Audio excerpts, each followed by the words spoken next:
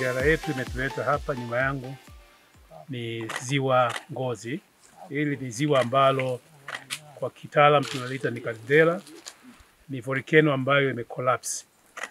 Kwa hiyo kwenye ziwa hili, hii ndio ilikuwa genesis ya sisi kuamua kuja kufanya utafiti wa joto ardhi maeneo ya huku.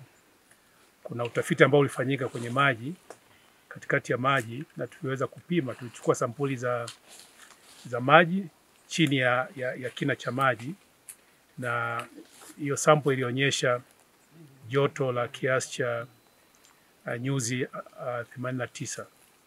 Sasa ile ikatupa confidence kwamba inawezekana hapa kuna hiyo rasilimali ya joto ardhi.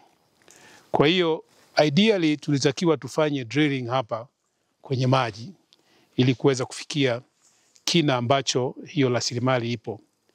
Lakini kwa sababu ya nature ya hili ziwa, na kama ambavyo mmeona tumetumia saa moja kupandisha kutoka kule chini mpaka hapa na misitu, ni vigumu sana kuleta ile mitambo ya kuchimbia na kuweza kuiweka hapa ziwani. Kwa hiyo tukaamua sasa badala ya kuchimba huku, basi tuweke mtambo kule chini ya mlima. Kwa hiyo kule chini ya mlima maana yake ni kwamba tunachimba ili kuweza kufikia ile rasilimali ambayo iko chini ya ziwa.